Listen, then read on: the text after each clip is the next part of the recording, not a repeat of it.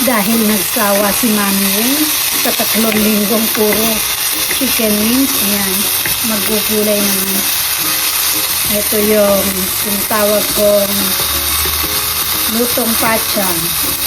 Ginis ako sa sibuyas at bawang at kamatis. Ihuli daw dapat ang kamatis para hindi na mawawala ang sustansya. Yung carrots, kalabasa. Tapos meron pa ako dito. Ito yung patola dito. Kisuy man tawag. At talong. Ayan, ilalagay ko na ngayon ang patola or kisuy. Hindi ko siya lalagyan ng sabaw. Siguro lagyan ko para lang yung hindi yung sabaw na hinihili. Yung halos wala siyang sabaw. Kung maluluto nga siya ng walang tubig.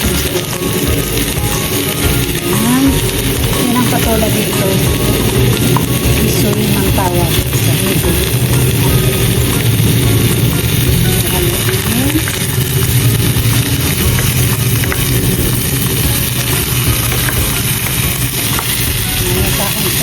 Dagdagan natin ng konting oil hanggat maaari. Huwag tayong magluto na paraming mantika.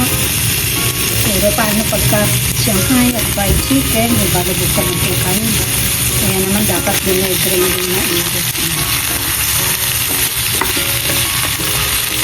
Ayan na siya.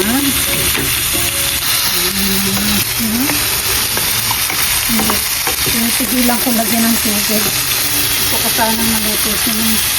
Tingnan natin kung magtutubig siya. Talong naman yan. Dami kong gulay. Itong ulam ko. Hindi na ako mag-chicken ngayon. Hindi ko rin naman mailuto dahil frozen siya. Hindi ako naglabas na sa freezer. So, ito mga 3 araw ko itong kakainin. Rice and ito.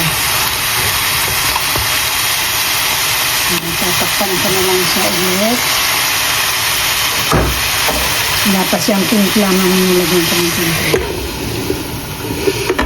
Okay. Ayan na siya. Nilagyan ko siya ng konting soy sauce. Konti lang.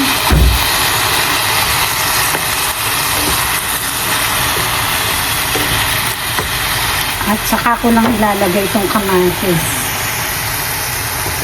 Kasi may nakapagsabi sa akin na mas maganda daw na huwag luto ang kamatis. Parang ano naman yung kanyang sustansya, yung carrot niya hindi mawala. Ito naman yung soup flavoring. Parang sa atin ay dito ay ito ang pampalasa sa mga soup.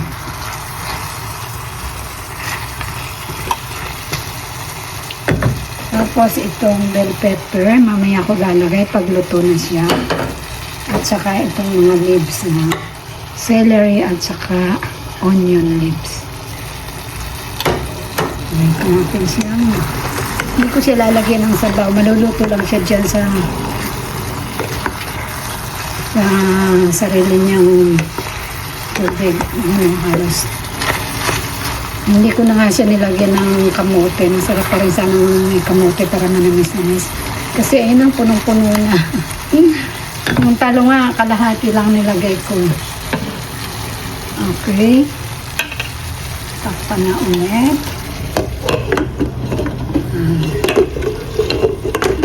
2 minutes siguro.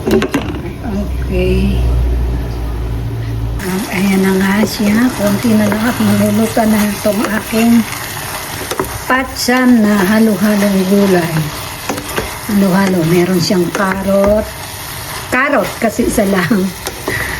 Kapirasong kalabasa. Kasing kapiraso lang talaga siya kasi may binili ako ng maliit na kalabasa na may natira pa. Tapos 3 pirasong maliliit na patola. Iba kasi ang patola dito. Iba pa sa patolang Kastila, iba pa rin sa patola natin. Ano yung halos wala siyang buto. Yan. Yan. So, ulit, carrots, patola, kalabasa, talong. Tapos itong susunod kong ilalagay pagluto na siya. Itong bell pepper. At saka itong onion leaves at celery.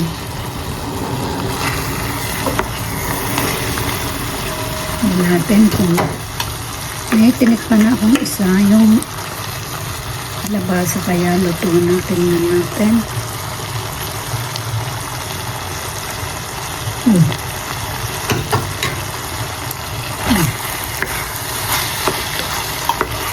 Hindi pa.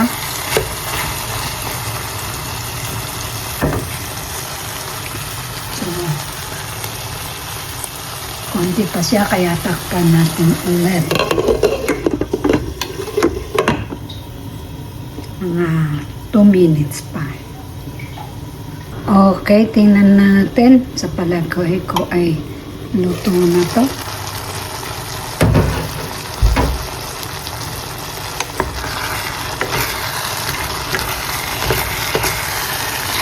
Luto na siya. I-off ko na muna. Off na natin. Ayan. Haluin na lamang siya. Ilagay ko na itong bell pepper. Kinakain ko to ng hilaw. Ito masarap din itong papakin kasi raw vegetable salad na. At saka itong celery at onion leaves. Tapos aalisin ko na siya sa kalan. Lilipat ko doon sa hindi mainit para na siya luto ng over. Hindi siya ma-overcook. At iyan na nga guys ang aking ulam for today. At aabutin niya sa akin ng 3 days. Yan ang aking lunch. Ngayon naman ay magpapainit ako ng kanin. At maya-maya ay saluhan ninyo akong kumain. Tingnan nyo, ang dami ko rin kumain ng kanin. Kasi once a day lang naman ako magkanin. So, init natin sa microwave. Siyempre, kailangan natin takpan.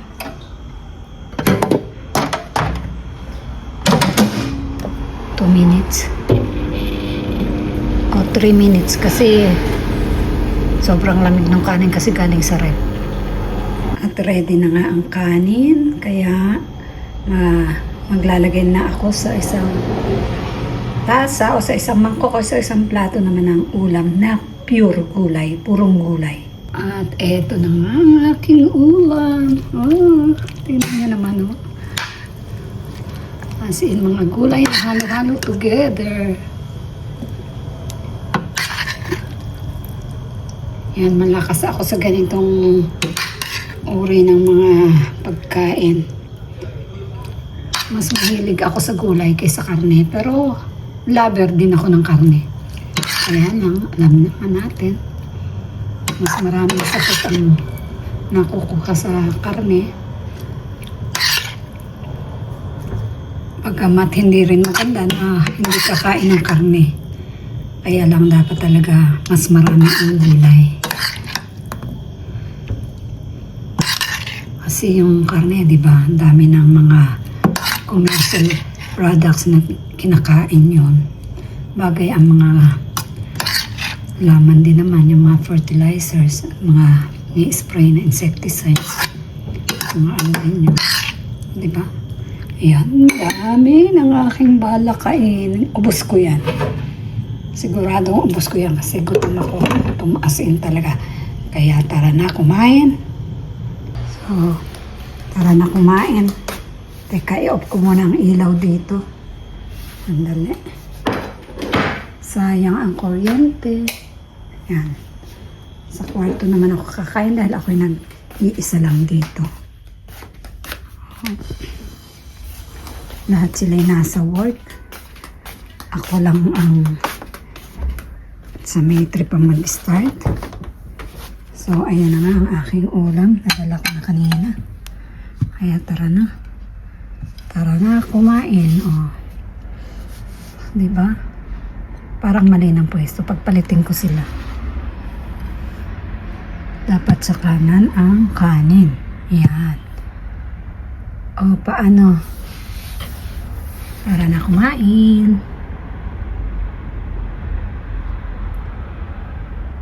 Tara na kumain. Marami pa ako nito. Puro gulay nga lang. Oh, ito na. Kain na tayo. Yung niluto kong gulay. Ihahalo ko na to dito. Tatappings ko siya. Tapos, kakain ako ng nakakamay. Diba? Tara na. Ito na, kain na tayo. Yung unang nanguya ko ay yung bell pepper.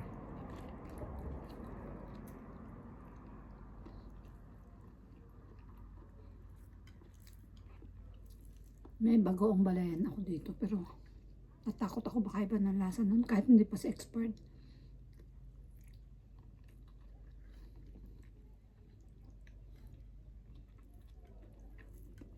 Meron pala ako dito seasoning. Tingnan natin kung mas masarap.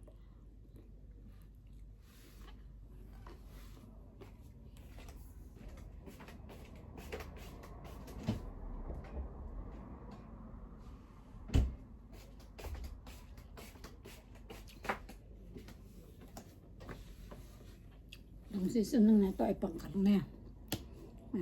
Magagalit ba naman itong gulay kung lagay ko to sa kanya? Tikman lang natin kasi parang masarap din siya. Konti lang.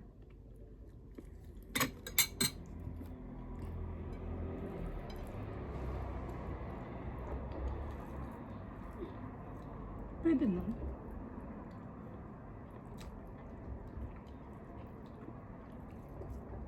Hindi ko kasi siya dinamihan ng toyo kasi isa na nga ang kidney ko, kailangan ingat-ingat. Kain tayo. Huwag na to.